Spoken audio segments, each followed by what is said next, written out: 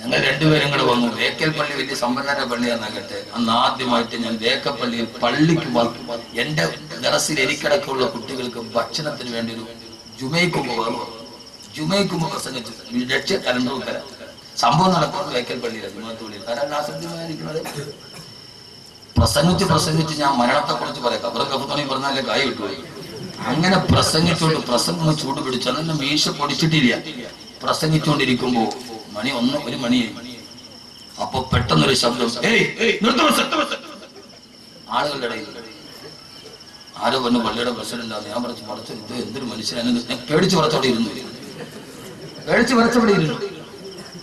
കഴിഞ്ഞപ്പോ എനിക്ക് ആ മനുഷ്യനോട് ഭയങ്കര ദേഷ്യം തോന്നി. നിങ്ങൾ എന്തൊരു അഹങ്കാരി, പ്രസംഗിച്ചോണ്ടിരിക്കുന്നു, പരസ്യമായിട്ട് ഇരിക്കവിടെ. എല്ലാരും നിസ്കാരം കഴിഞ്ഞ് ഇറങ്ങിയിട്ട് ആ മനുഷ്യൻ തന്നെ എന്നെ വിളിച്ചുകൊണ്ട് പോയിട്ട് എല്ലാവരോടും പറഞ്ഞു, ഇത് കോയ ഉസ്താദിന്റെ പള്ളിയിൽ നിന്ന് വന്ന കുട്ടികളാണ്, എല്ലാവരും പൈസ കൊടുക്കുന്നത്. പൈസയൊക്കെ വാങ്ങിച്ചു തന്നു. നേരെ വിളിച്ച് വീട്ടിൽ കൊണ്ടുപോയി ഭക്ഷണം തന്നതിന് ശേഷം 2000 രൂപ എടുത്ത് വന്നിട്ട് പറഞ്ഞു, ഉസ്താദിനോട് ദുആ ചെയ്യാൻ പറഞ്ഞു. മുൻകൂടി മാനേജരാണ്. അപ്പൊ ഞാൻ ആളുകളോട് ചോദിച്ചു, ആരായി ആളെ മക്കളാണ് എന്നോട്. അള്ളാഹുദത്തിനെ കബറിലും വിശാലമാക്കി കൊടുത്തു. ഏതായാലും 18 വർഷം മുമ്പ് ആ മനുഷ്യൻ തന്ന 2000 രൂപയുടെ പ്രതിഫലം അദ്ദേഹം മണ്ണിൽ കിടക്കുമ്പോ ഇത്രയും പേര് ആമീൻ പറഞ്ഞു അല്ലേ. അപ്പൊ അങ്ങനെ ഞാൻ വേക്കൽ പ്രസംഗിച്ചിട്ടുണ്ട്. ഇതാരും അറിയാത്ത ഞങ്ങൾ മാത്രം അറിയുന്ന സീക്രട്ട്. അദ്ദേഹം മരിച്ചു പോയി ജീവിച്ചിരിക്കുന്ന ആൾ ഞാനും ഉള്ളു. അള്ളാഹു നമ്മളെ നന്നാക്കി തരട്ടെ.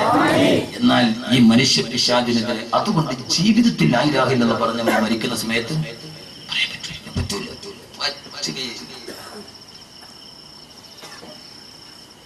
എന്നാൽ അതേ സമയത്ത് മനുഷ്യ പിശാചിനെതിരെ പട നയിച്ച ആളാണ്, പോരാട്ടം നടത്തിയ ആളാണ് കലീമുല്ലാഹി മൂസ. എങ്ങനെയാ മരിച്ചത്?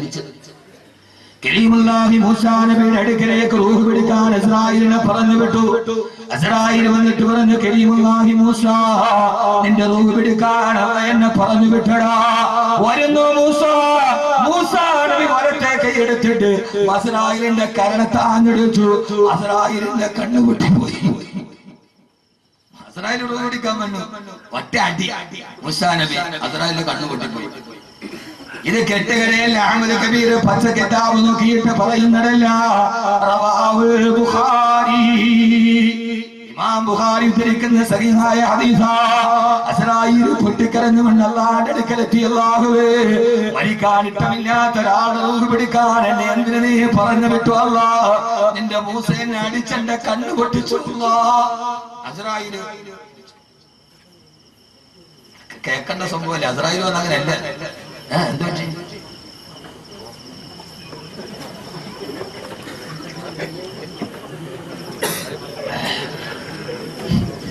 ഇങ്ങോട്ട് നോക്ക്.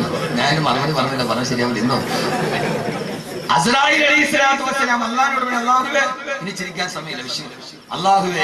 അല്ലാഹുവേ, മരിക്കാൻ ഇഷ്ടമില്ലാത്ത ഒരാളെടുത്ത് എന്നെ എന്തിനു പറഞ്ഞു വിട്ടു അല്ലാഹു? അടിച്ചിട്ട് എന്നെ കണ്ണു പൊട്ടിട്ടു. അല്ലാഹു പറഞ്ഞു, അസ്രായീലേ, ഇത് കെട്ടുകഥയില്ല. റവാഹുൽ ബുഖാരി. അസ്രായീലേ, എന്റെ മൂസ അല്പം ദേഷ്യക്കാരനാണ്. മൂസായോട് പോയൊരു കാര്യം പറയും, ഇച്ചിരി മാന്യമായിട്ട് തന്മയത്വത്തോടെ പറയണം. അല്ല, എന്റെ മൂസ ഇങ്ങനെയൊക്കെ പറയും. എന്റെ മൂസയാണ്. ഒറ്റയടിക്ക് ഒരാളെ കൊന്ന ആളാണ് എന്റെ മൂസ. ഒറ്റയടിക്ക് ഒരാളെ കൊന്ന ആളാണ് എന്റെ മൂസ. അപ്പൊ മൂസയോട് പറയുമ്പോ, ഒറ്റയടിക്ക് ഒരാളെ കൊന്ന ഒരാൾ ഇന്ത്യയിൽ ഇപ്പോഴും ജീവിച്ചിരിപ്പുണ്ട്. നിങ്ങൾ ആഴ്ച മംഗളം വായിച്ചാൽ മതി. ഇന്ത്യയുടെ മുൻ ക്രിക്കറ്റ് ക്യാപ്റ്റൻ നവജോത് സിംഗ് സിദ്ധു. വായനയുടെ ലോകം വിശാലമാണ്. എന്റെ വായനയുടെ ലോകം വിശാലമാണ്. വായിക്കണം. അത് മുത്തല്യങ്ങളോട് ഞാൻ പറയുന്നത് ഉപദേശിക്കുകയല്ല. ഇനി നമ്മൾ കാലഘട്ടത്തോട് പ്രബോധനം നടത്തേണ്ടത്. വായിക്കണം, നന്നായി വായിക്കണം. അള്ളാഹു ബോധം തരട്ടെ. ഞാൻ നല്ല മഴയുള്ള സമയത്ത് എന്റെ വീടിന് മുമ്പിൽ ഒരു ചായക്കടയിൽ ചായക്കട ഡ്രൈവർമാരെ പറഞ്ഞു വിട്ട് വൈകുന്നേരം നല്ല കട്ടൻ ചായയും പരിപ്പോടയും നല്ല കോമ്പിനേഷൻ.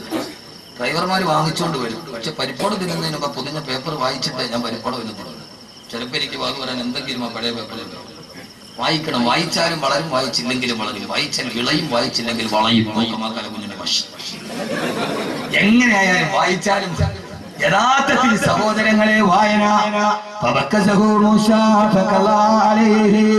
മൂസ അടിച്ചു. ഒറ്റയടിക്ക് ഒരാളെ കൊന്ന ആളാണ് മൂസ. അതുകൊണ്ട് സാവധാനത്തിൽ പോയി പറയും. അസ്റായീൽ അലൈഹിസ്സലാത്തു വസ്സലാം തിരിച്ചു വന്നു. അല്ലാഹുവോട് പറഞ്ഞു, മൂസാ നബിയോട് പറഞ്ഞു, മൂസാ, അല്ലാഹ് എന്നെ പറഞ്ഞു വിട്ടതാണ്, നീ സമ്മതിക്കുമെങ്കിൽ നിന്റെ റൂഹ് പിടിക്കാം. മൂസാ നബി പറഞ്ഞു, റൂഹ് പിടിച്ചോ, എനിക്ക് പ്രശ്നമില്ല, പക്ഷേ എനിക്ക് ബൈത്തുൽ മുഖദ്ദസിന്റെ ഭാഗത്തേക്ക് പോകണം, അവിടെ വെച്ച് എന്റെ റൂഹ് പിടിക്കാം. അസ്റായീൽ, എനിക്ക് ബൈത്തുൽ മുഖദ്ദസിന്റെ ഭാഗത്തേക്ക് പോകണം. മരിക്കുന്ന ഒറ്റ ആഗ്രഹമുള്ള മൂസാ നബിക്ക് ബൈത്തുൽ മുഖദ്ദസിന്റെ ഭാഗത്തേക്ക് പോകണം. മൂസാ നബി നടന്നു ബൈത്തുൽ മുഖദ്ദസിലേക്ക് പോകുന്ന വഴിക്കാണ് കരീമുല്ലാഹി മൂസാ നബിയുടെ ഖബർ. ഞാൻ സിയാറത്ത് ചെയ്തിട്ടുണ്ട്. അല്ലാഹു പോകാൻ തൗഫീഖ് നൽകട്ടെ. അല്ലാഹു പോകാൻ തൗഫീഖ് നൽകട്ടെ. എന്താ മൂസാ നബി ബൈത്തുൽ മുഖദ്ദസിലേക്ക് പോകുന്ന ഭാഗത്ത് തന്നെ എനിക്ക് മരിച്ച് ഖബറടക്കണമെന്ന് പറയാൻ കാരണം അറിയില്ല. എന്റെ ഒരു പ്രശ്നം, ഞാൻ ഒരു വിഷയം പറയാൻ നീട്ടി പരത്തി വിശാലമായിട്ട് പറയാതെ പോയാൽ മനസ്സിനൊരു തെളിവെടുക്കും. എന്താണെന്നറിയില്ല. മൂസാ നബിക്കറിയാം അതിനെയാണ് വരാനിരിക്കുന്നത്.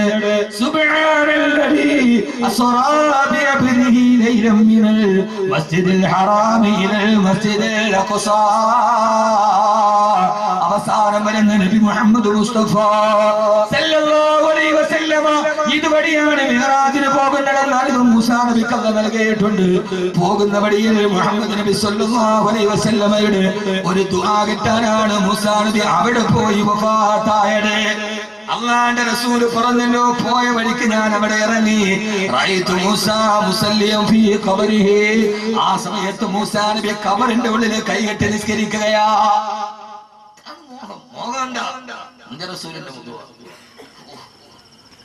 ഭയങ്കര ഇസ്ലാമിന്റെ ചരിത്രം. അങ്ങനെ ബൈത്തുൽ മുഖദ്ദസിന്റെ ഭാഗത്തെത്തി. അവിടെ എത്തുമ്പോൾ കുറെ ആളുകൾ അവിടെ ഖബർ കുഴിച്ചു കൊണ്ടിരിക്കുകയാ. ആളുകളെ പരിചയമില്ല, ഇതേവരെ പരിചയമില്ലാത്ത മുഖമാ. മൂസാ നബി ചോദിച്ചത്രേ, ലിമൻ ഹാദൽ ഖബർ, ആർക്ക് വേണ്ടിയാണ് ഈ ഖബർ നിങ്ങൾ കുഴിക്കുന്നത്?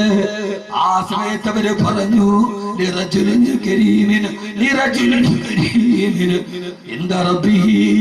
അല്ലാഹുവിന്റെ അടുക്കൽ മാന്യനായ പുരുഷന് വേണ്ടിയാ. അല്ലാഹുവിന്റെ അടുക്കൽ മാന്യനായ പുരുഷന് വേണ്ടിയാണ് ഞങ്ങളിത് കുഴിക്കുന്നതെന്ന് പറഞ്ഞു. ആരാ കുടിക്കുന്നത്? മനുഷ്യരല്ല, അല്ലാഹുവിന്റെ മലക്കുകളാണ് ഖബർ കുഴിക്കുന്നത്. ആ മലക്കുകൾ പറഞ്ഞു, അല്ലാഹുവിന്റെ അടുക്കൽ മാന്യനായ ഒരു ചെറുപ്പക്കാരനുണ്ട്, ആ ചെറുപ്പക്കാരന് വേണ്ടിയാണ് ഖബർ കുഴിക്കുന്നത്.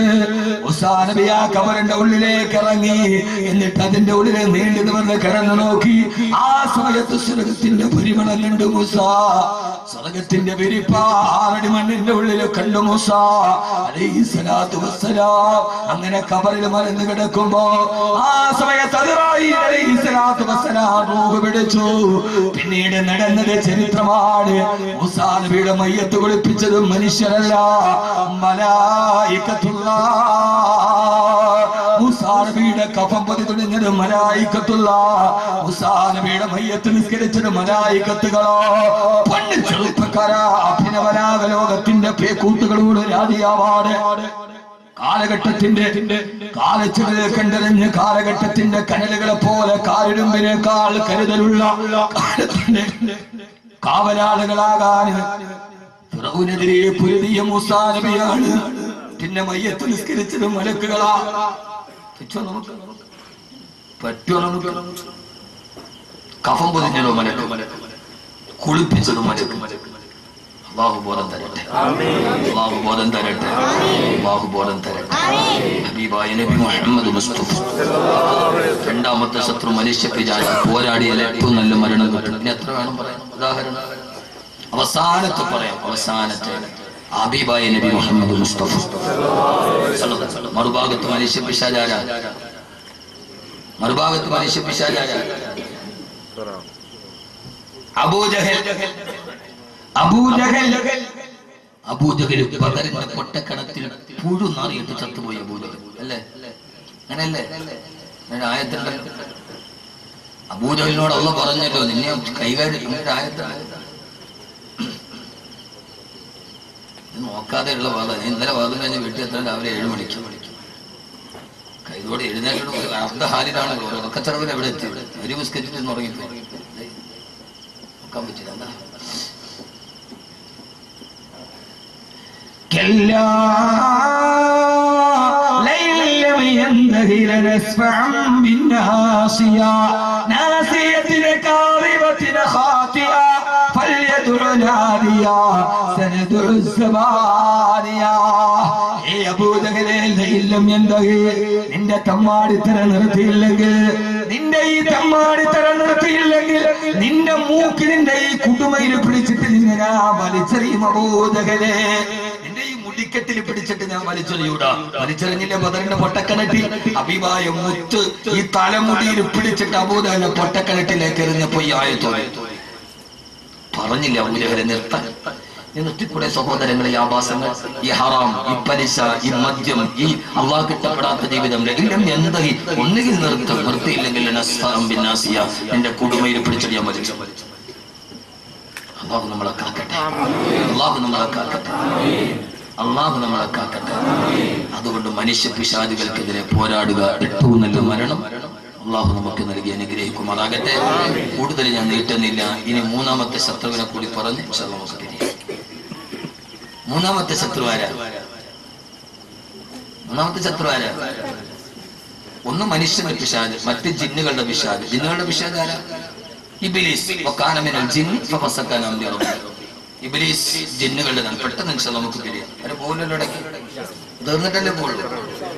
എന്നാ ആയുധം പറഞ്ഞ് ഇവർക്കതിനെ പോരാടാൻ ആയുധം വേണ്ട.